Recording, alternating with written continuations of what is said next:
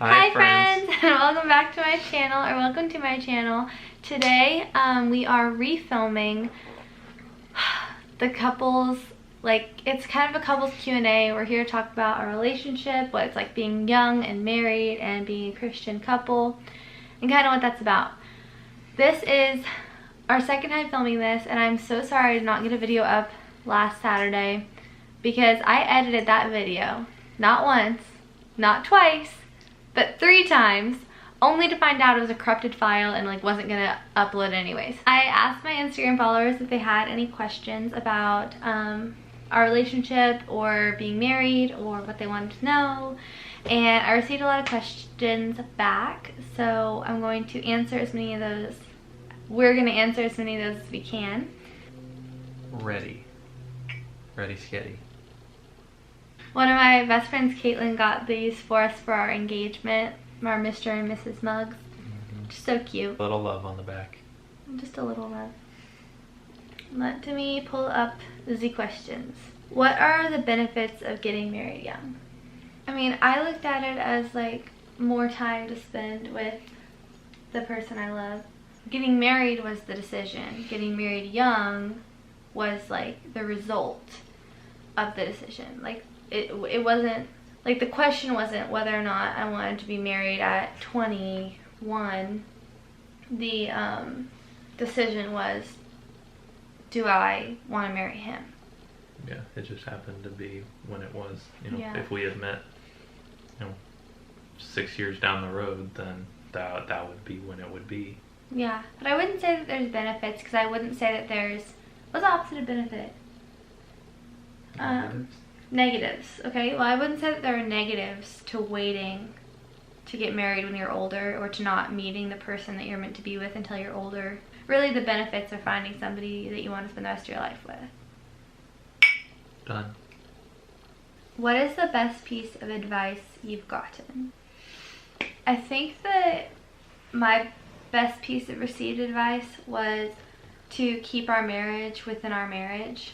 I think that people often unintentionally start to emotionally date people outside of their relationship because they emotionally invest in people outside of their relationship. I think it comes from going to somebody for validation rather than accountability. You could have a best friend that you're emotionally dating, or a coworker, or even your parents, and it's just going to somebody with complaints or problems, with your marriage, and expecting them to validate your emotions instead of going to your partner for that. And your relationship should be with you and your partner. And you shouldn't be trying to look for validation outside of that relationship. The best piece of advice that I got scripturally was in Ephesians, where it talks about wives submitting to your husbands, and husbands love your wife like Christ loves the church. Mm-hmm. And I think that a lot of people tend to overlook the second half, and there's a lot of, the wife just needs to submit, and I think that the other half gets overlooked too often. So it's really important to, as a husband, to realize that. And another part of Ephesians, it talks about both husbands and wives who are submitting in reverence to Christ. Both of you are. And so it's that give and take and that equal feed, not having a one-sided relationship or a one-sided marriage, so that as you two both give to each other, you're going to rise up together. Good advice. What are some Bible passages versus Bible learnings that we hold on to, and how do they benefit or affect our marriage? Other than Ephesians, another one that I like is 1 Corinthians. It just talks about love, and that love is patient, love is kind, love forgives. And I think that that's very important for our relationship, or for any relationship. Yeah. Not even marriage specifically, but when you're choosing to love somebody, you're choosing to love them through all of their imperfections, love them because of their imperfections. Yeah, through everything. And know that, they're going to slip up. There's going to be times where they're not perfect. There's times where you're not perfect. But having that pure, 1 Corinthians love of always being kind, being patient with them. The more people focus on that, I think a lot of issues are like little things that seem to break relationships get fixed very quickly. Yeah, as soon as you take the selfless love and put it into your relationship. In Genesis, where God says to Adam, it is not good for a man to be alone, I'll create a helpmate for him. I think that verse is really influential, not only for me as a wife, but me as a woman, that my job as defined by God is to be a helpmate for him.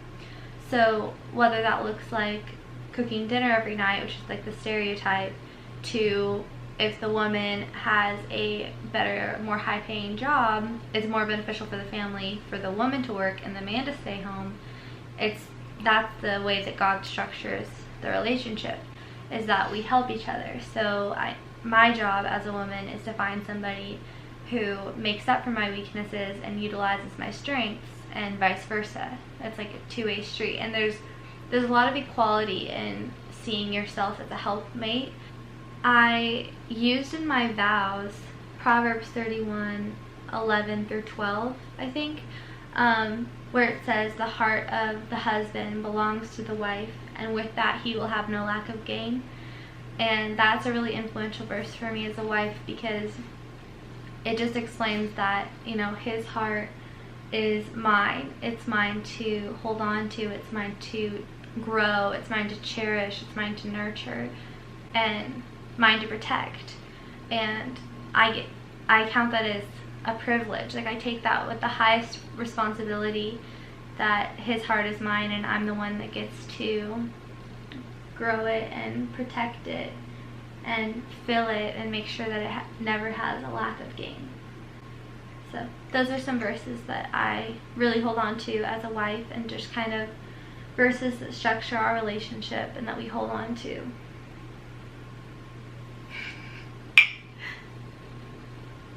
What are things to look for while dating someone to know if they'd be a good husband or wife? Yeah, I think for me it's how they align with your goals and what you're looking to get at, what you feel called to do in life. If your path leads you down one direction, trying to hold on to someone or thinking that you should be with someone who's on the complete other path, where there's no common ground, or there's no parallels, I think is destructive for the both of you. So it's finding that person who has this similar ideals and outlooks, and someone that you can also help grow, and they can grow you. That's not necessarily finding someone whose goals are the exact same as yours. Yeah, not identical. That complements you. Finding somebody who helps you get to where you're going. I feel like I had a lot of questions that I asked myself while going on dates and looking for somebody to invest in a relationship with. And it's a lot of like, does this person make me feel safe?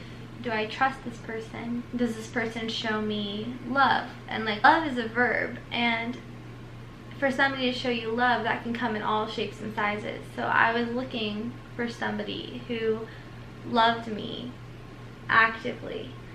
So like when we started dating, something that I really looked at was how he pursued me and how he showed me love through his actions and his words. And the time between meeting him and deciding that we were in a relationship working towards marriage, I looked at the fact that he was showing me love already before we were even in a relationship, by being there for me, supporting me, going to my dance shows and bringing me food when I hadn't eaten yet, and just like how selfless and passionate he was already loving me before we were even dating.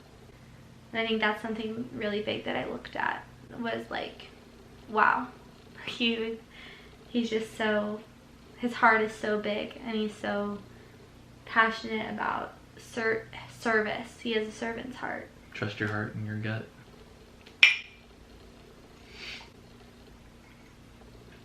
It's bad luck to cheers and not drink. I did drink. But you drank before the cheers. That one doesn't count. And then I drank at the cheers. We did? You can play it back if you want.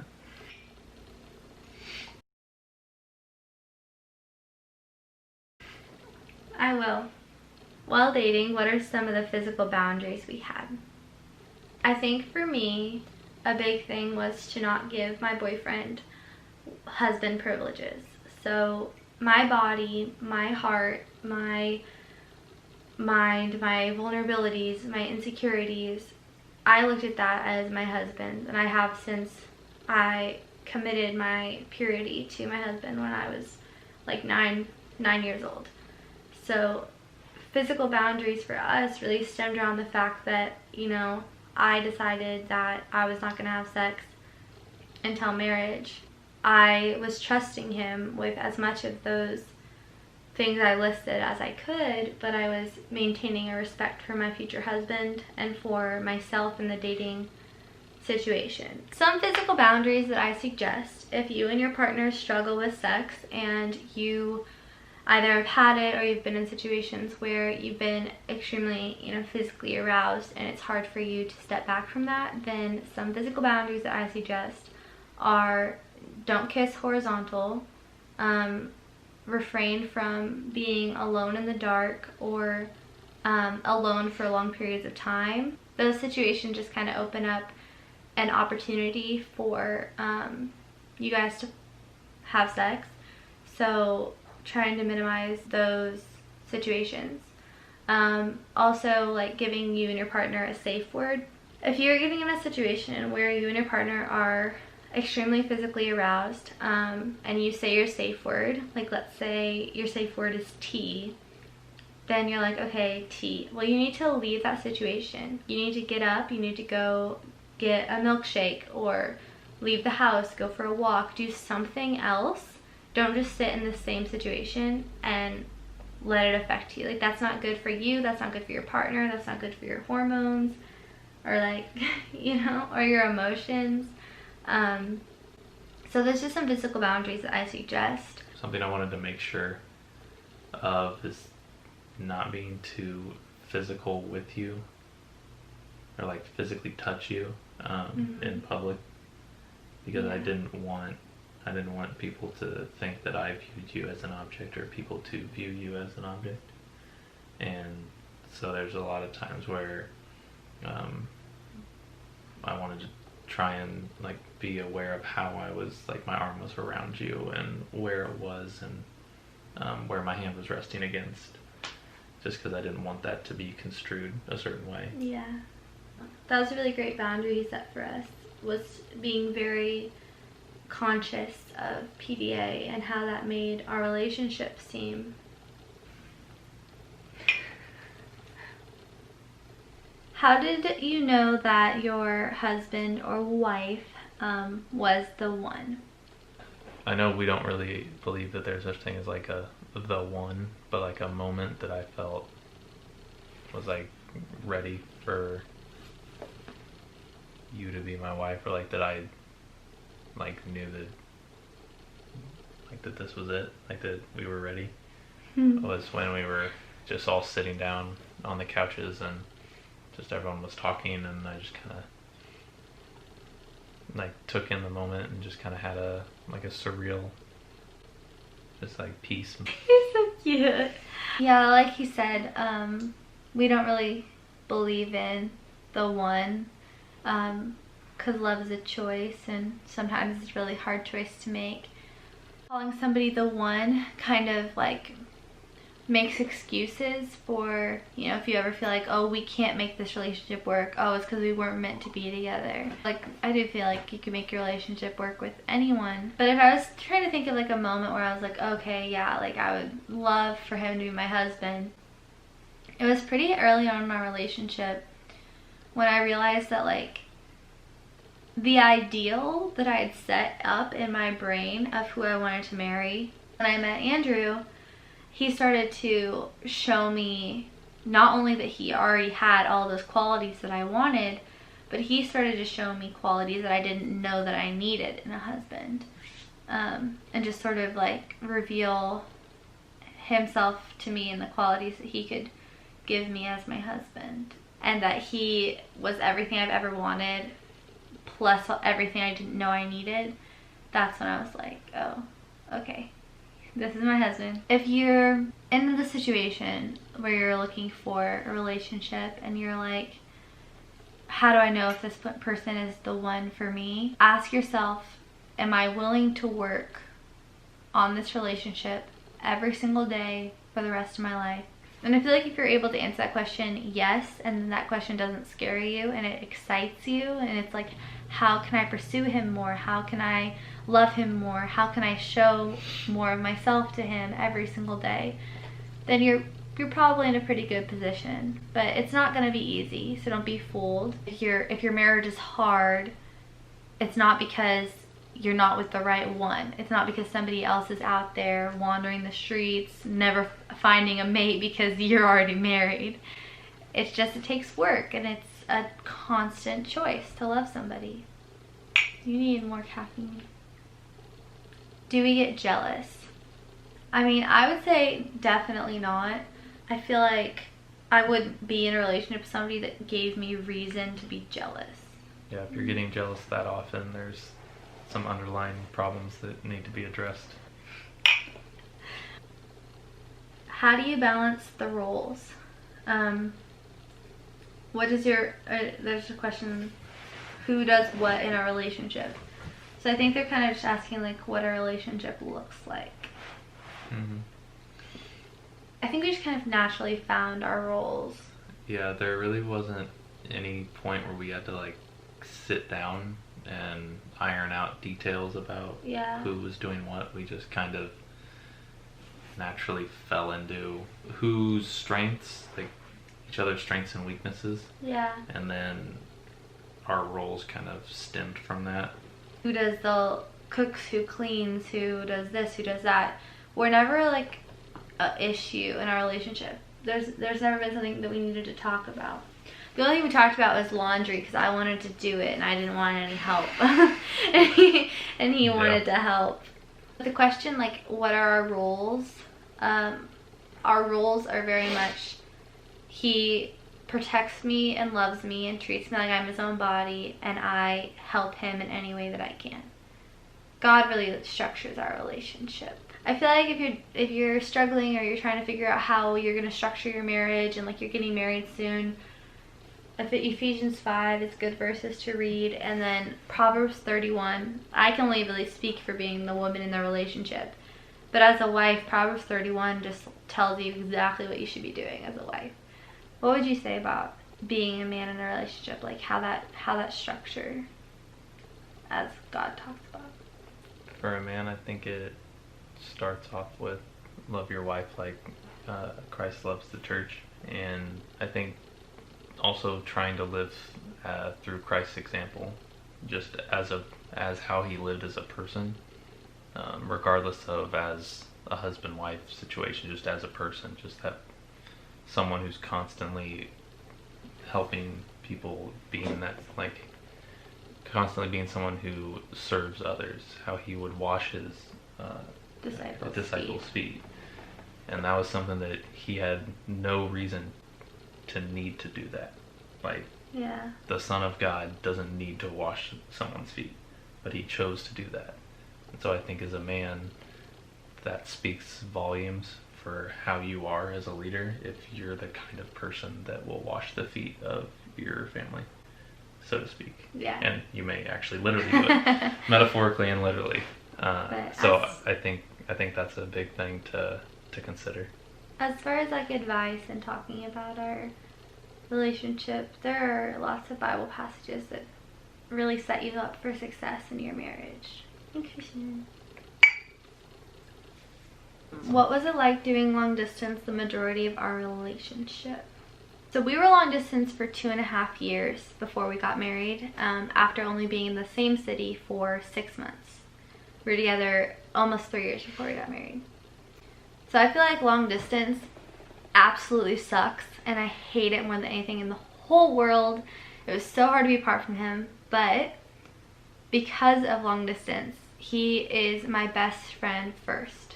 And before anything else, we have developed communication and getting excited about the little things in each other's day. And you know, it's like even to this day, being married and living in the same house, I still miss him when he's in the other room. Part of that's just our relationship, but a big part of that is the way that long distance sort of affected us. It was also really weird because having this relationship with somebody and you were interacting with other people in your daily life.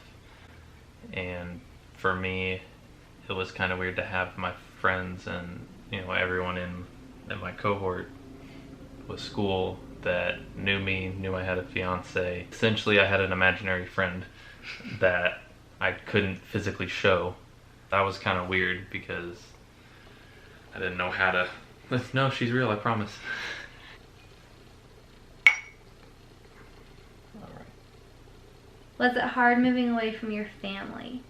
So we moved to Miami the 2 days after our wedding? Or the day after? The day after our wedding, we moved to Miami. And honestly, I suggest it. Learning to be a married couple in a place where people didn't know us as individuals was incredible. Like it was a blessing as an experience. It was kind of like having a 6-month honeymoon. We got to go and spend time together and learn each other without having the like influence or distraction of having family around. So like it was difficult because obviously we missed our family. Like I missed my mom, my dad, and my family's really close, and my nieces were really little, and it was hard to be away and not watch them grow up. But I mean, at the same time, it was like for our marriage, I think it was amazing because this is our hometown. Like we left here as individuals, we came back as a married couple. I'm really excited by traveling and like living in a new place, living somewhere different. I just look at that time as such a blessing, good thing for our marriage. Like I don't see any negatives about moving away from family. And if you don't feel like comfortable or safe moving away from your family with your boyfriend or your fiance or your husband, you should really look into that relationship and evaluate that for yourself. If you don't feel like you could move away from your family and still be safe and still be protected, then you really need to rethink that relationship. What advice do you have for other young couples considering marriage? You need to be very specific about every expectation that you have about marriage, about going into that marriage, about what that means for your relationship. Like from everything from, I expect dinner to be on the table when I get home, or I expect to have sex 3 times a day, every single day, for the rest of our lives, or I expect to have this seat at the dinner table. Every expectation, first you need to evaluate what your expectations of marriage are, and then you need to be open and honest with those expectations with your partner, because they can't read your mind. And a lot of problems arise in marriage because people are like, oh well, one, the seeking validation from somebody else or emotionally dating somebody outside your relationship, but you'll go to that person that you're accidentally emotionally dating and you'll say something about what your partner did or didn't do, and it's because you didn't explain to your partner that you needed that from them. If you really want your partner to be the one that cooks, or if you really want your partner to be the one that cleans the toilets, or you really want your partner to be the one that makes the bed every morning, it's like you need to say that. You need to vocalize that so that your partner has, you know, like you set up your partner for success instead of failure.